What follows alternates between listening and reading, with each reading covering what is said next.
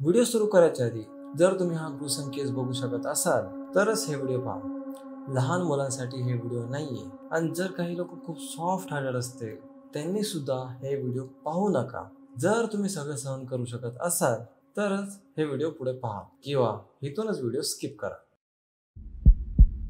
जरा कल्पना करा, एक 14 वर्षाची मुलगी शाळेत जाते, स्पोर्ट्समध्ये ऍक्टिव्ह असते, लहान मुलांना सांभाळायला आवडायचे आणि टीचिंगचे स्वप्न बघायचे. पण काही वर्षात ती एक बाथटब मध्ये नेकेड बेजान अवस्थेत सापडते आणि चेहरा इतका विकृत होता की तिचे आई वडील सुद्धा तिला ओळखू नाही शकले. तिच्या डोळ्याच्या सॉकेट मधून काढले होते आणि तिच्या शरीरावर 150 पेक्षा जास्त इंजुरी होते.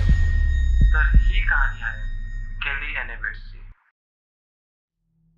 मँचेस्टर इंग्लंडमध्ये जन्मली 18 मे 1978 ला. तिला लहान मुलांना सांभाळायला आवडायचे. ती खूप कॉन्फिडंट आणि खूप स्वीट होती. फुटबॉल, स्विमिंग, ड्रॉइंग मध्ये इंटरेस्टेड होता.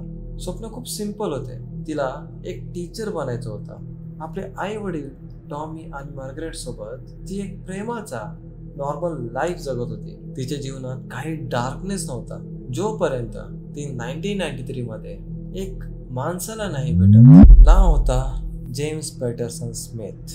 तेव्हा केली बेबी सिटिंग करत होती. फक्त 14 वर्षाची होती आणि तिच्या आयुष्यातला सगळ्यात वाईट दिवस सुरू झाला. जेम्स म्हणला, बाहेर खूप अंधार आहे, मी तुला घरी सोडतो. सिंपल लाईन, पण ह्याच लाईनमुळे केलीच्या जगण्यात अनंत वेदना सुरू झाल्या. तेव्हा केलीला काही कळत नव्हतं की जेम्स 48 इयर्सचा आहे. तो आपल्या वयांपेक्षा लहान दिसायचा ऍक्टिंग करायचा. पहिले दोस्ती, मग रात्रभर फोन कॉल्स, मग लेटर्स, रोमॅन्टिक नोट्स, कॉम्प्लिमेंट्स, मग हळूहळू तो केलीचा बॉयफ्रेंड बनून बसला. केली सांगायची, तो मला समजतो, पण ही त्या इमोशनल मॅनिप्युलेशनला प्रेम समजून बसली. तिच्या पॅरेंट्सला ती खरं वय नव्हतं सांगितलं. तिच्या आई वडिलांना वाटलं की असंच तिच्या शाळेतलं कोणी तर. पण ज्या दिवशी त्यांनी त्याला पाहिलं त्यांना शॉक लागला. मार्गरेट सांगते, त्याचा चेहरा बघून मी एकदम शॉक झालते. अंगात काटे आलते. आणि टॉमी शांत होता, पण त्याचा चेहरा सांगत होता की काहीतरी खोटं आहे. पण केलीवर स्मिथचा पूर्ण कंट्रोल होता. इमोशनल, मेंटल आणि नंतर फिजिकल सुद्धा. ती तिच्या आई वडिलांचं काहीच नव्हते ऐकत आणि हे म्हणायची, तुम्ही नाही समजत, फक्त तोच माझा खरा मित्र आहे. पण जेम्स एक फेक लवर होता आणि तो एक डेंजरस प्रेडेटर होता. केलीच्या आधी सुद्धा तो अनेक मुलींचा जीवन बर्बाद केलाय. जेम्स पॅटरसन स्मिथ एक मॅनिप्युलेटर. 1980s मध्ये त्याचं लग्न झालं होतं. पण लग्नाचे 10 वर्षानंतर तो तिच्या वाईफला मारायला सुरुवात केला.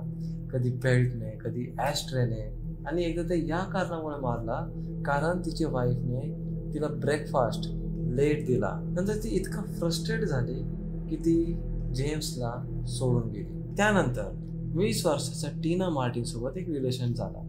ती प्रेग्नंट होती तरी तो तिला रोज मारायचा. एकदा तर तो तिचा गला पकडून बाथटब मध्ये डुबवायचा प्रयत्न केला.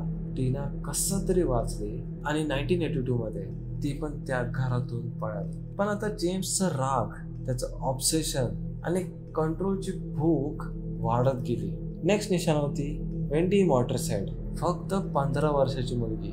जेम्सने तिच्यावर पण इमोशनल मॅनिप्युलेशन केला. कधी प्रेमाचं नाटक, कधी गिल्टी, कधी सिम्पथी. आणि वेंडी सांगते, एक दिवस त्यांनी माझं डोकं सिंकच्या पाणीमध्ये डुबवून ठेवलं होता आणि मला बाहेर यायचा प्रयत्न करायला नाही दिला.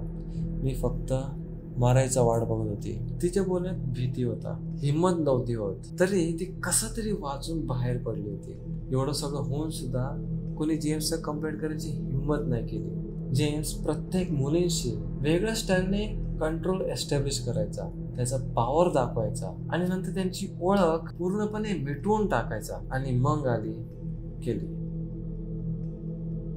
मासूम, गोड बोलणारी आणि सर्वांशी मैत्रीने वागणारी. तिच्या डोळ्यात स्वप्न होते. जेम्सने तिला पाहिलं आणि डिसाईड केला, ही मुलगी मी तोडून टाकणार.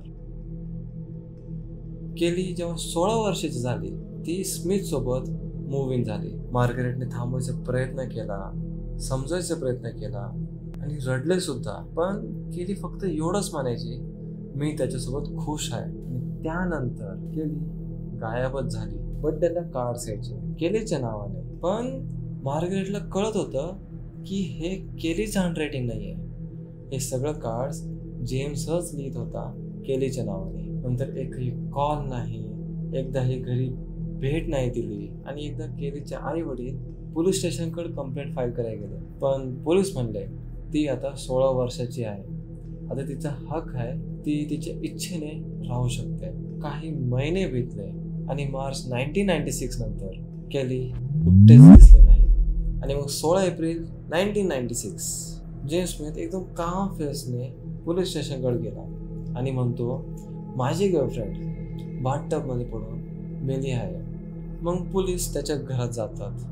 दरवाजा उघडला जातो आणि समोर येते एक नाईटमेअर. वॉल्सवर ब्लड स्टेअर, किचन युटेन्सिल्सवर सुकलेलं रक्त, फर्निचरच्या खाली डार्क स्पॉट्स, आणि प्रत्येक ठिकाणी व्हायलन्सचा एक साईन होता.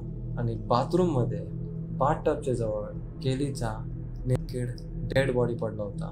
बेजान, थंडी, आणि सगळ्यात खतरनाक म्हणजे तिचे डोळे नव्हते. आता पोस्टमॉर्टम रिपोर्ट येते. केलीच्या शरीरावर 150 पेक्षा जास्त इंजुरीज होते. तिचे डोळे तिच्या डोळ्याच्या सॉकेटमधून काढले गेले होते.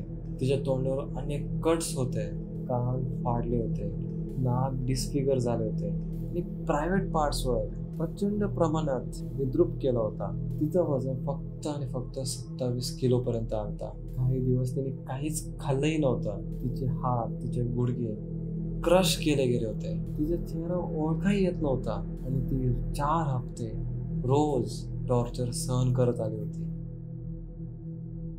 आता या पॉइंट पर्यंत जर तुम्ही बघत असाल तर इथून पुढे स्किप करा.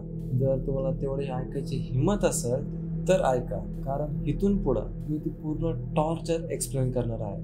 वाटलंच मी टाइम स्टॅम्प देतो, तिथून तुम्ही कंटिन्यू करा. आता पुढे. रोज सकाळी स्मिथ पाणी गरम करायचा आणि केलीच्या बॉडीवर त्याच्यावरून ओवाळायचा. त्याचं असं म्हणणं होतं, मी तुझ्या बॉडीला शेप देत आहे.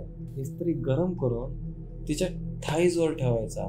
त्वचा जळत होती आणि सिझलिंग साऊंड होता. ती चिरकायची, ओरडायची, पण जेम्स तिचं तोंड बंद करून ठेवायचा. खूप वेळा तर तो कात्रीवर जेवण ठेवून तिला खाऊ घालायचा, आणि जर ती नाही खाल्ली तर स्क्रू ड्रायव्हरने तिच्या तोंडावर वार करत राहायचा. आणि जेव्हा तोंड सुजायचा तर तो स्क्रू ड्रायव्हरने ते सगळं सुजनला पंक्चर करायचा. तो तिचं नाक कापला, कान कापले, आणि ती अडवायचा प्रयत्न केले तर जेम्सने तिचा हात तोडून टाकला.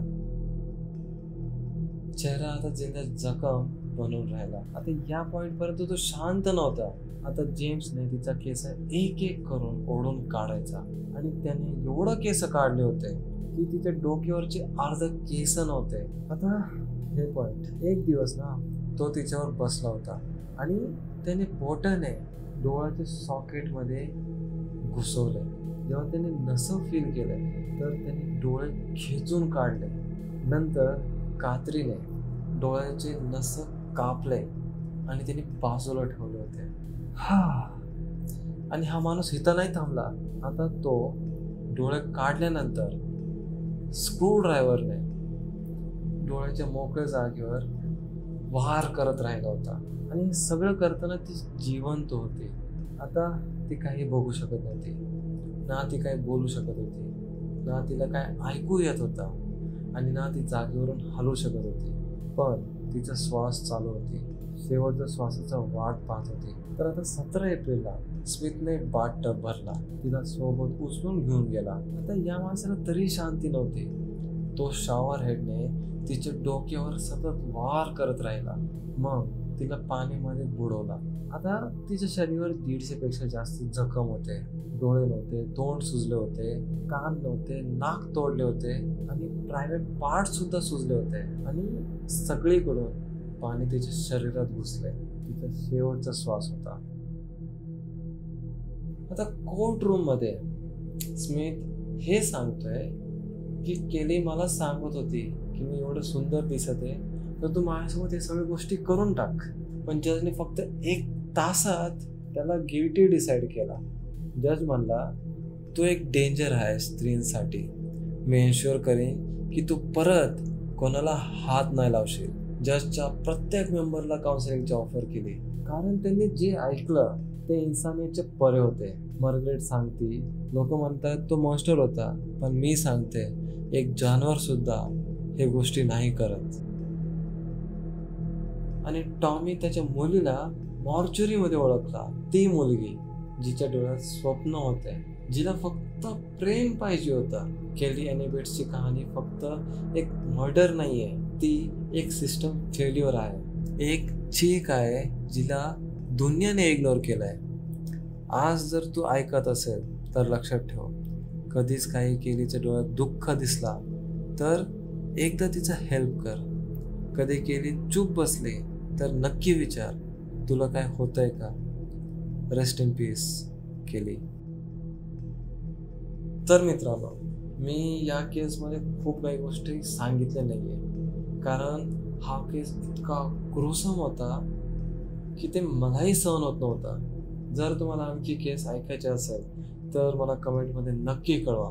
आणि मी या व्हिडिओच्या बदले लाईक्स वगैरे काही मागणार नाहीये. मी फक्त एक अवेअरनेस देतोय की फक्त लोकांना पाहून किंवा बोलण्यावरून अंधा विश्वास ठेवू नका. ते कोणी असो, मुलगी असो या मुलगा असो, फक्त स्वतः अलर्ट राहा. आता भेटूया नेक्स्ट व्हिडिओमध्ये. Over and out.